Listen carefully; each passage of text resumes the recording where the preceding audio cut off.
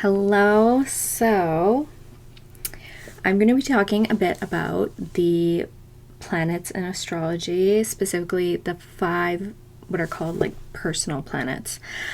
You can probably tell that from the title of this video.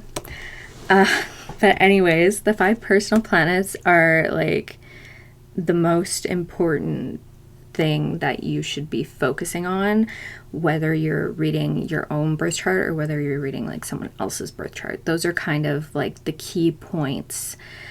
And once you have like a good understanding of those planets and their placements, you will have like a very, very solid foundation for understanding that birth chart that you're looking at.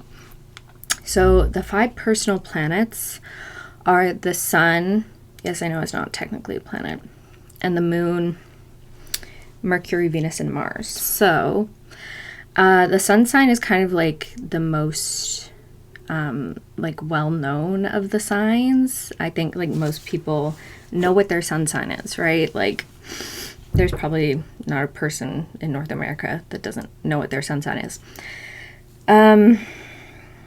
So the sun, though, basically is your need for creative expression, your need for self-expression.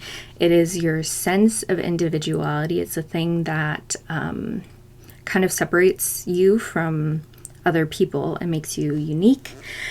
And so a lot of astrologers call this the ego, which sounds like really abstract, but when they say the ego, that's basically what they mean. It's not like bad or anything. It's just, you know, your own like unique energy. That's your ego.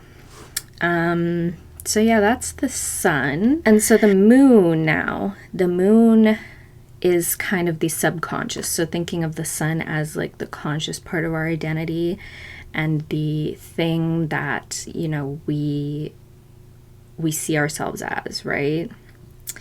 And the thing that we're kind of like aware of. The moon is the stuff that we are not aware of. So it's the subconscious.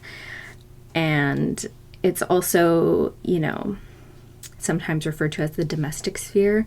So the moon is often associated in astrology with like the mother figure. But the moon is also reflective of kind of like our need for emotional stability and our need for emotional tranquility and our need to just feel like secure, right? And it also governs our, you know, again, those unconscious reactions. So the things that we aren't necessarily aware of. And the moon is also usually something that people kind of try to hide. Like it's usually not an aspect of the self that people are like trying to project out onto the world, right? So yeah, that's pretty much the moon. And then we have Mercury. So Mercury is the mind. Specifically, it's kind of like your intellect. And so Mercury was, if you know anything about Roman mythology, Mercury was the messenger of the gods.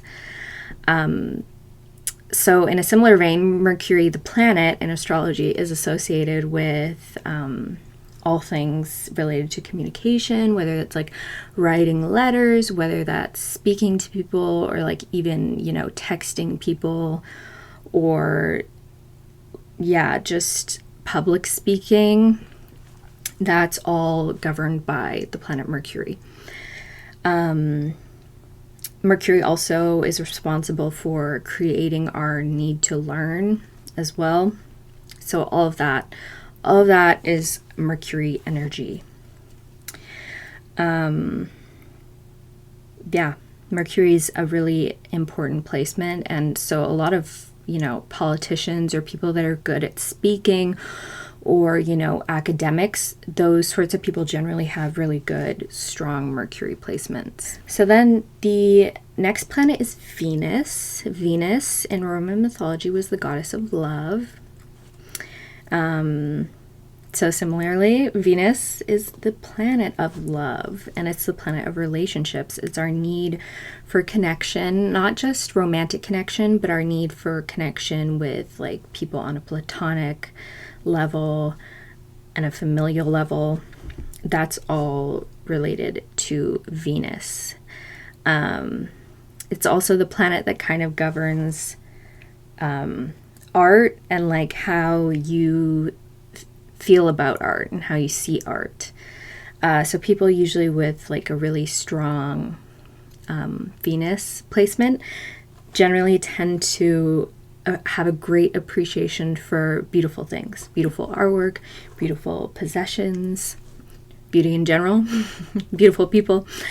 So that's Venus. So Mars is the final of the 5 personal planets that I'm going to be discussing, and Mars is the planet of aggression. So that's what it governs: our aggressive urges, our aggressive tendencies, our need to assert ourselves, and our need to achieve our goals. Mars is also often in modern astrology kind of considered the planet that governs our sexual urges and our sexuality. So Venus is kind of like the planet of love, right? And then Mars is kind of like all this like aggressive, like sexual stuff. So I feel like that kind of is why Mars is demonized a little bit in modern astrology. So if you have a strong Mars placement, though, in my opinion, I think that that's often a good thing. Like if your Mars is in Scorpio or like Mars in Aries, like you're going to be really good at asserting yourself, right? Whereas like a weak Mars, maybe you're, a bit of a people pleaser, a bit of a pacifist sort of, and you're not that great at standing up for yourself. Those are the 5 personal planets. Those are kind of like the very like bare bones basics of the 5 personal planets. Obviously there's like a ton of information on them, and there's a ton of things that they each govern. But I feel like if you kind of understand what each of these 5 planets represents, that's going to be a really good foundation for you moving forward when it comes to reading birth charts, understanding astrology, whether that be for other people or for just, understanding a bit more about yourself. So yeah, thank you for watching this video, and hopefully I'll see you again very soon.